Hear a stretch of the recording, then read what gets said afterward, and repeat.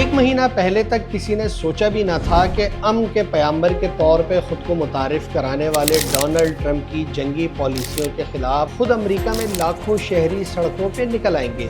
Iran पे Israeli और अमेरिकी हमले को लगभग एक महीना हो चुका है और अब इस जंग के अखराजात, दुनिया भर में पैदा होते मुआशी बहरान, सिक्योरिटी खदशात और मुख्तलिफ ममालिक के बिगड़ते ताल्लुकात पे खुल के बात हो रही है।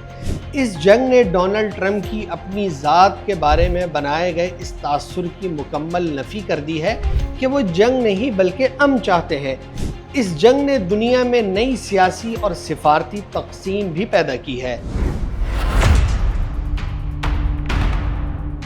यूरोप इस जंग में अमेरिका का वैसा इत्तेहादी नहीं है जैसा कि कभी खलीज की जंग, अफ़गानिस्तान की जंग, यहाँ तक कि इराक़ पर 2003 में होने वाले अमेरिकी और बरतानवी मुश्तरका हमलों के वक्त था। इस वक्त तो सूरत हाल ये है कि बरतानिया भी इस बार खिंचा सा है। जर्मनी, स्पेन के बयानात सामने हैं।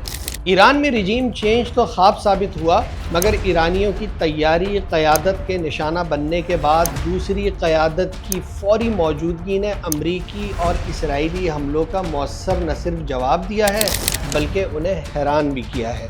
ईरान ने एक माह के दौरान जंग को पूरे खलीज तक फैलाकर और आबनाए हुर्मुज़ को बंद करके खित्ते में हलचल मचा दी है।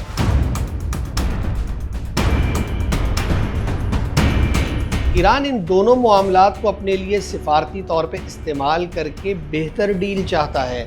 इस जंग के नतीजे में पैदा होने वाले तेल के बहरान से महंगाई का सैलाब आया है।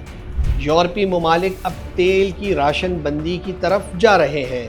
इस बहरान को हल करने के लिए सऊदी अरब, पाकिस्तान, मिस्र और तुर्की सिफारती किरदार अदा कर रहे हैं, जिसमें पाकिस्तान अहम तरीन फरीक है क्योंकि वो बैक वक्त ईरान और अमेरिका से अच्छे मरासिम रखता है और दोनों ममालिक पाकिस्तान पे एतमाद भी करते हैं।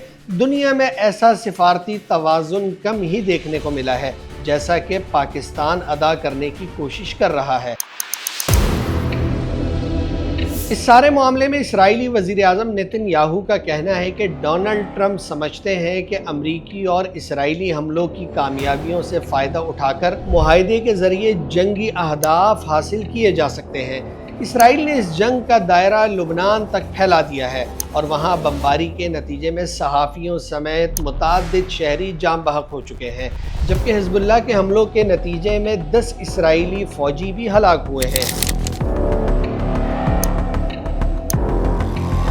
अमरीकी सदर खलीजी रियासतों को इस जंग में हिस्सा लेने पे मजबूर कर रहे हैं, मगर तुर्की से लेकर सऊदी अरब तक तमाम ममालिक ईरान के खिलाफ जंग का हिस्सा बनने पे तैयार नहीं, जो अमरीकी सदर की फ्रस्ट्रेशन में इजाफा कर रहा है। खलीजी ममालिक तेल तनसीबात समेत तिजारती मराकज़ और हवाई अड्डों पर ईरानी हमलों की शदीद मज़म्मत करने के साथ सिफारती सतह पर इस मसले का हल चाहते हैं। ईरान ने अवामी मकामात पर हमलों की माजरत करते हुए कहा कि उनका पहला हदफ खलीज में मौजूद अमरीकी अड्डे हैं, मगर ईरानी माजरत के बावजूद खलीज में तेल की तनसीबात पे हमले जारी हैं। खलीजी ममालिक जंग में उतरने की अमरीकी ख्वाहिश नज़रअंदाज करने लगे तो वाइट हाउस ने दूसरा मुतालबा कर दिया और वो मुतालबा है जंगी अखराजात अरब ममालिक अदा करें। इसराइली वज़ीर-ए-आज़म कह चुके हैं कि इस जंग के ख़ात्मे की कोई टाइम लाइन नहीं है।